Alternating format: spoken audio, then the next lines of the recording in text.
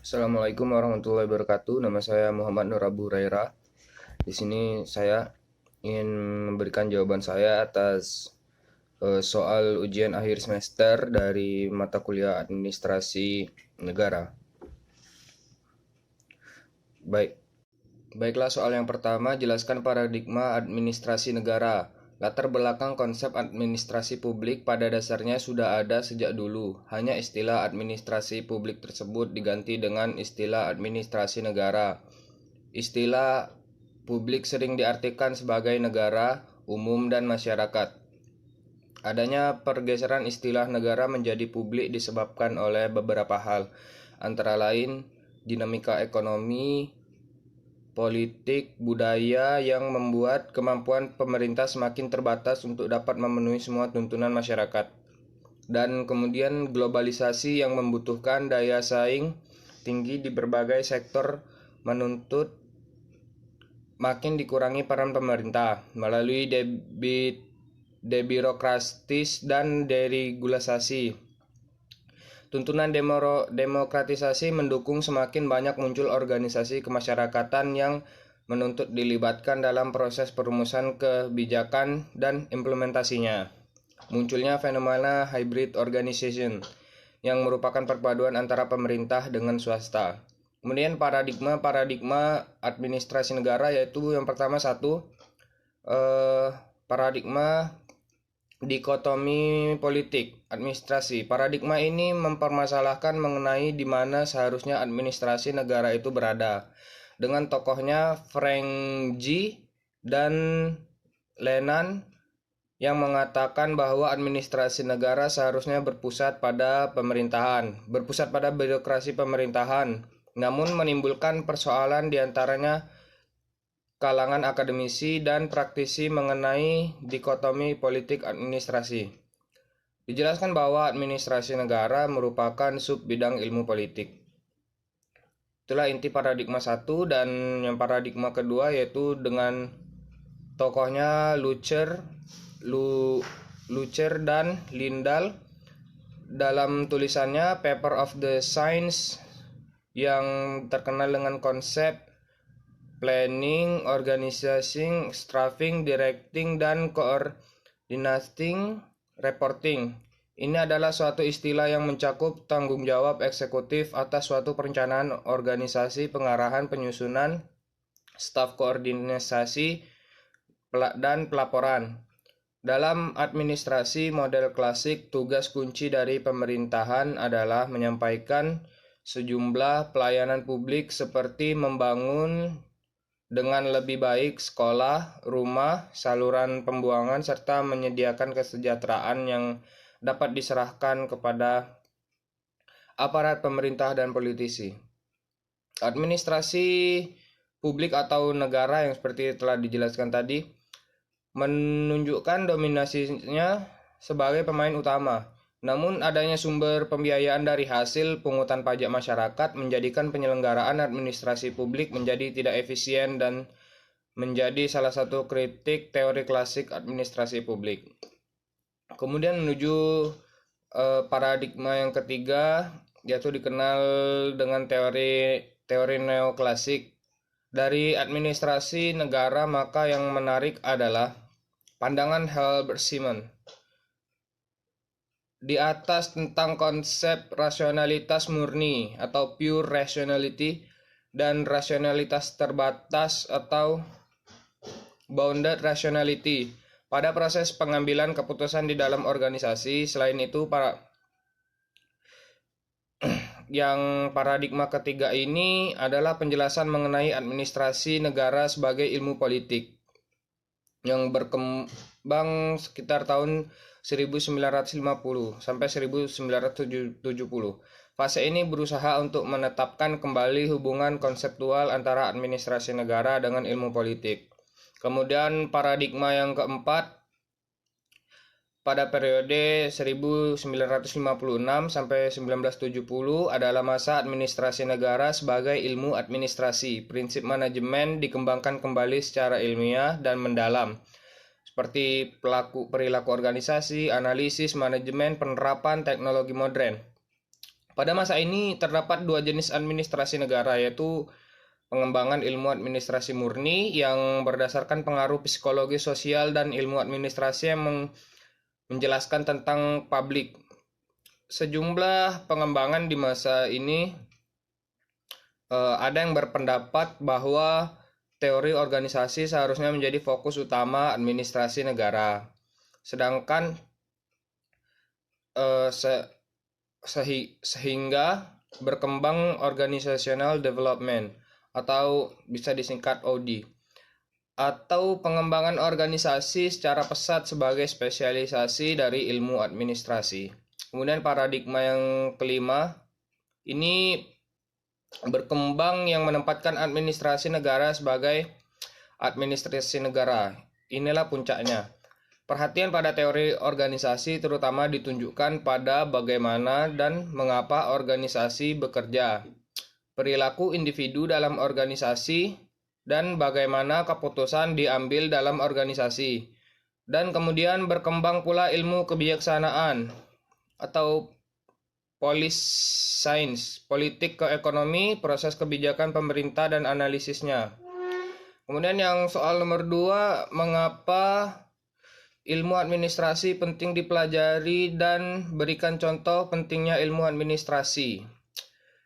Pentingnya ilmu administrasi dikarenakan pada setiap organisasi atau wadah administrasi sangat diperlukan keahlian administrasi untuk mengelola dan mengatur perencanaan dan kegiatan kerjasama antara anggota organisasi agar tujuan dari organisasi tersebut dapat berjalan lurus dan sebagaimana mestinya. Tanpa adanya ilmu administrasi, suatu organisasi tidak akan berjalan baik, dikarenakan adanya pengelolaan dan kerjasama yang baik, sehingga dampaknya adalah berjalannya tujuan organisasi yang akan berakhir pada kesuksesan dengan kerjasama yang baik. Organisasi yang telah dimaksud bukan hanya organisasi tingkat pemerintah, pusat, dan daerah. Pentingnya ilmu administrasi berlaku bagi semua organisasi. Dengan itu akan mencapai tujuan yang lebih baik. Bahkan sampai organisasi tingkat terkecil sekalipun, yaitu keluarga. Karena dalam mempelajari ilmu administrasi dan manajemen, kita dapat mengatur semua kegiatan yang berhubungan dengan administrasi dalam kehidupan sehari-hari. Tanpa adanya administrasi, tentu organisasi tersebut akan hancur. Misalnya menyusun skala prioritas kebutuhan, itu adalah contohnya. Memiliki kemampuan untuk bekerja atau mengelola orang sebagai besar jalur karir. Bagi orang-orang yang memiliki ilmu administrasi, termasuk melaksanakan program dan mengelola orang-orang yang terlibat dengan program tersebut. Contohnya yaitu misalnya kita menjadi pengevaluasi implementasi kebijakan strategi pengamanan penerimaan pajak pemerintah. Dan soal yang nomor 3, mengapa kehidupan manusia tidak bisa lepas dari administrasi negara? Jelaskan dan beserta contohnya.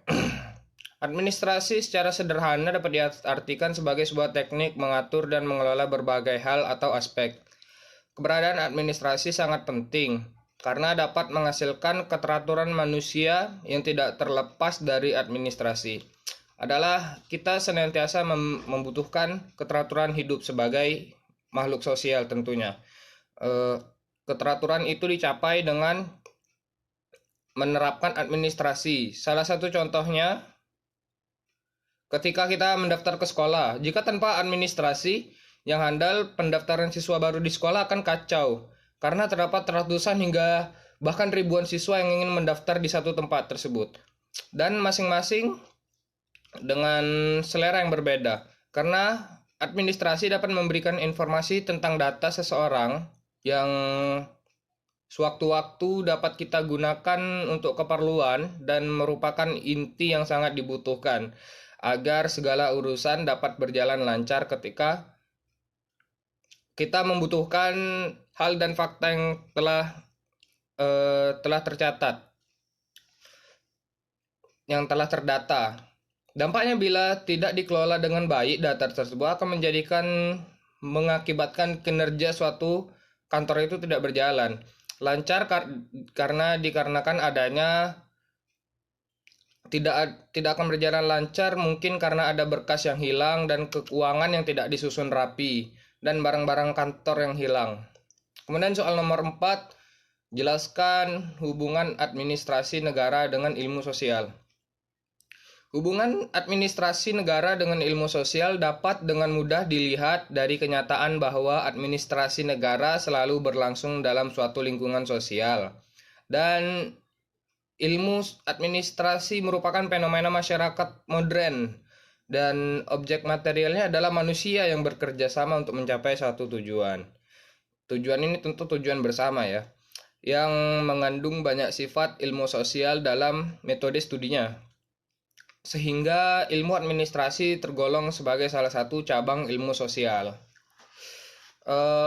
Tokoh sosiologi Selo Sumarjan menyatakan bahwa sosiologi ini adalah ilmu yang membahas hubungan sosial antar manusia ya. Sosiologi mempelajari kehidupan bersama yang setiap seginya mengandung unsur-unsur sosial yang sama. Adapun unsur-unsur yang dimaksud adalah seperti norma-norma, kaidah sosial, lembaga, kelompok sosial, kelompok masyarakat, dan lapisan-lapisan yang ada di masyarakat. Dalam hal ini, sosiologi mempelajari bagaimana manusia dalam hubungan dengan sesamanya. Hal ini berkaitan dengan interaksi sosial, status sosial, dan stratifikasi sosial, serta perubahan sosial. Hal ini sama kaitannya dengan sifat dari ilmu sosial. Dan mengenai ilmu sosial sendiri telah seperti memberikan sumbangan untuk perkembangan teori administrasi melalui studinya dengan perilaku kelompok dan organisasi yang dapat dijadikan sebagai contoh.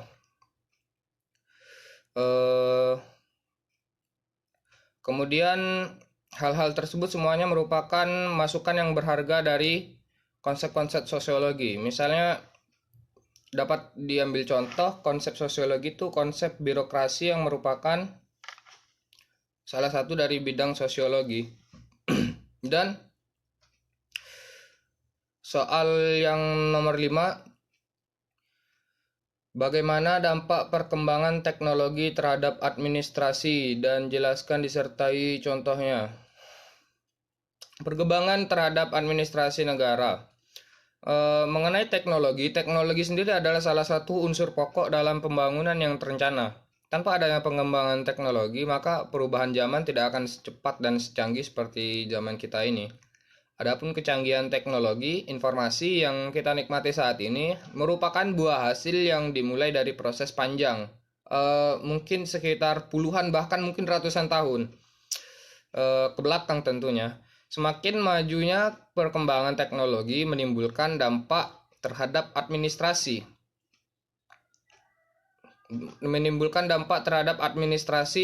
Seperti mudahnya dan cepatnya kita dalam mengakses data yang lebih kompleks dalam waktu singkat. Hasil dari pengelolaan data lebih konsisten dan tidak berubah-ubah karena sudah terformat dengan standar. Kesimpulannya, dengan kita memanfaatkan teknologi dalam menjalankan administrasi, maka hal itu akan membuat pekerjaan kita menjadi lebih cepat dan akurat. Keamanan data pun terjamin dan mempermudah kita dalam mengakses data yang diperlukan. Tentunya intinya juga menambah wawasan kita sebagai penuntut ilmu.